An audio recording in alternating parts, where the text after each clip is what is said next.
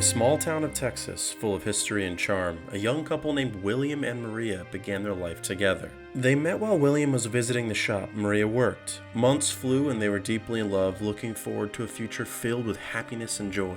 When their son, John, was born, their love seemed to grow even stronger. Life was beautiful, painted with the colors of a loving family. However, as the years went by, cracks began to form in their once ideal relationship. William, a talented artist, struggled to find professional and financial success, which weighed heavily on his pride. The pressure led him down a path of frustration and self-doubt. He began drinking heavily, staying away from home for days, and the days he came back, he was aggressive with Maria and John. One fateful night, after an explosive argument that left both wounded, William chose to leave. "I cannot look at you and this ugly baby," he said. He believed running away would help him solve all the problems. But little did he know that this would cause an even greater pain for them all. He was drinking and gambling, moving from place to place till he spent all of his money, and after that, nobody knew where he had gone. Maria, left alone to raise John, felt the full weight of her husband's absence, yet she still remained strong for her son.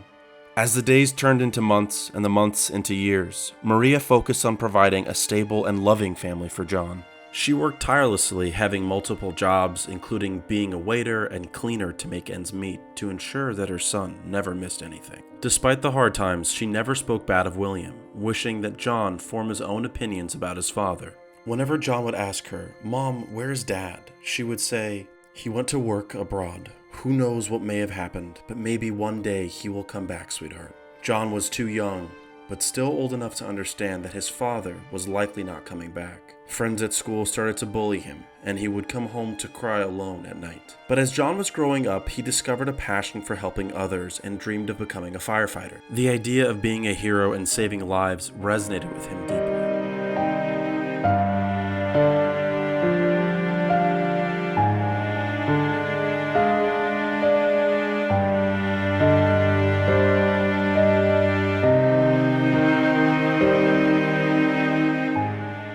To help his mother every day. He wanted to also be a hero for his community. Jonathan's journey to becoming a firefighter was not without challenges, as he was also working during a young age to help his mother. Eventually, he graduated from the fire academy and joined the ranks of brave firefighters. Now that their life was more stable with the money that he was bringing home, they could afford a much better life. As he grew up, he tried to search for his father, but it all led to a dead end. Nobody knew where he was.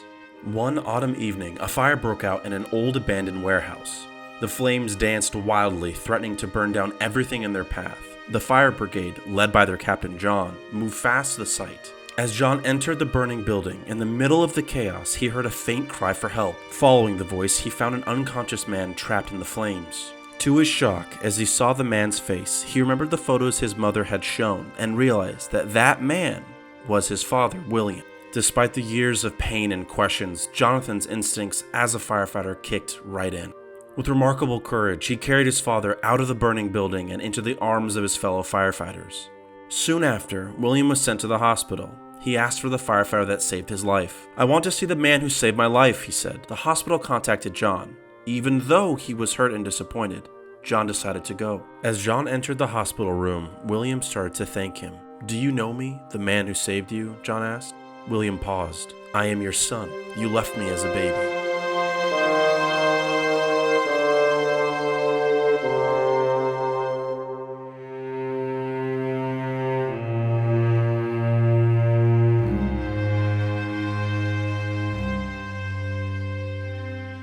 "My mother had to work hard just so we could survive," John said. William was shocked. All of his life he thought about his family, but he had no courage to go back after so many years. The guilt of his past actions weighed heavily on him. William said, "I know it's too late now, but I am very sorry, truly, honestly. You are a grown man now, my God, and what have I done with my life?" He asked for forgiveness and the chance to rebuild the relationship he had lost. John listened with a heavy heart, torn between the anger he felt from his past wounds and the hope for a future with his father he missed so much. Maria, even though she was angry with her husband, she understood the complexities of the situation and offered her son the space to make his decision. In the days that followed, John was full with emotions. He could not ignore the fact that saving his father's life gave both of them a spark of connection, but the wounds from the past ran deep. He remembered the struggles he and his mother had to go through, the tears shed, and the nights spent wondering why his father had left them. One sunny afternoon, Jonathan received an invitation from his father.